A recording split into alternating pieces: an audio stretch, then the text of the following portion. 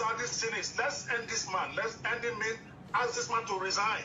But people are not ready to stand up for that. No, nobody has the balls. I'm sorry to use that word. Nigerians don't have that kind of balls. Even the things we are saying now, people call me, oh, are you not afraid of Buhari? I said, why should I be afraid of? Buhari is a president of Nigeria. Buhari is paid to work for Nigeria. Buhari is not a god of Nigeria. He is paid by Nigerians. He's a staff of the people of Nigeria. And until you treat our leaders as staff and not as emperors or monarchs, I've said it. If Buhari wanted to be a Fulani champion, he knew what to do. He should have been an emir, not a president.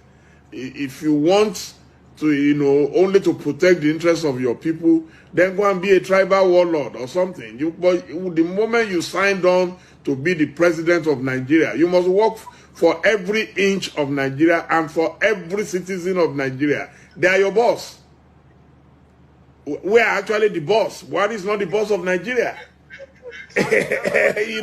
So, but some Nigerians have chosen to live as slaves in their own country. I wish them the best of luck.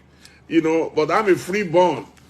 And for as long as I live, I would always tell my leader the truth. I have nothing against Buhari. Every day I post his pictures. They send me his pictures. I post it. I rent down to Caesar the things that belong to Caesar. But then I challenge Caesar. I ask questions from Caesar. I'm not a slave of Caesar. All right. Thank you so much. We are about to bring this to an end. It's been a very exciting interview. Unfortunately, Bobby has only committed to one day. I would have loved to bring him for 3 days the way I always do. Everybody, but I recognize he's a very busy man. I'll still try to harass him and see if I can steal one more day from him. But maybe this time I'll tell him to reverse it. Let me blackmail him a little. Tomorrow, Fridays, I write Pendulum, 2,000 words. I'm still going to write 2,000 words tomorrow. Saturday is always a busy day. You have weddings, all kinds of things, but all kinds of things. Monday is there on Tuesday. We will find the date. We will find the date. I don't even know which country I will be by then. So that's it. But it's okay. But we will agree.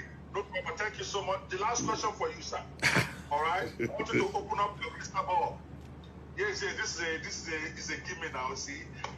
What does your crystal ball say will happen in 2023?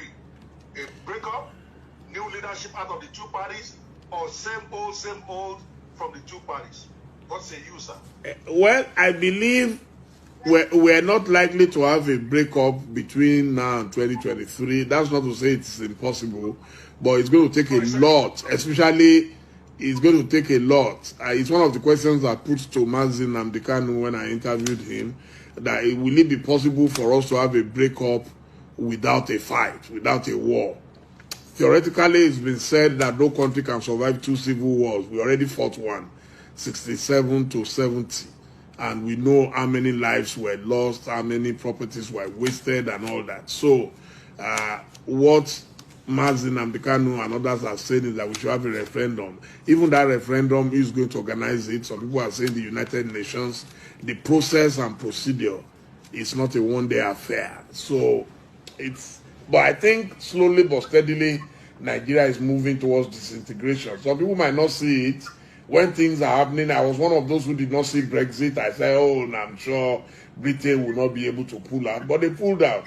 So Buhari is making it more compelling for Nigerians to pull out of Nigeria. It's unfortunate. I don't know why it feels that history will be kind to him if that happens. A country of great men and women, a country that has produced some of the greatest human beings on earth, is now being reduced to a country of cows. It's unfortunate, it's a disaster. But if that's the legacy he has chosen for himself, I wish him the best of luck. But you go and learn from previous leaders and see what became of them after they left power. And the people who suffered the most is not even the leader, because he is old. He is nearer 80 than 70. It's always the family. And I'm surprised that nobody, I know his wife has tried, she has cried out, she has spoken up, even more than necessary. People have attacked the woman and everything. I think She has spoken because she knows that they still have much longer lives to live as his family. So that's why you should work for a proper legacy. Whether you defend Fulani hegemony or not, it does not mean that you are going to ultimately achieve your goal. So, and all of us came by accident of birth. That you are a Yoruba man is an accident of birth. That you are a Fulani man is an accident. Next time, maybe you are going to be a Korean or a Japanese or a Kenyan. You don't know where you are going to land. So why are you fighting for, primordial things that are ephemeral, things that you cannot carry to heaven? You didn't bring anything to the world, and you shall take nothing. And when I read that the president said he would not hand over to his vice president when he was traveling, it reminded me of the foolishness of Mr. Donald Trump on the eve of his departure when he refused to allow the Air Force One to go and pick Joe Biden to come to Washington, D.C.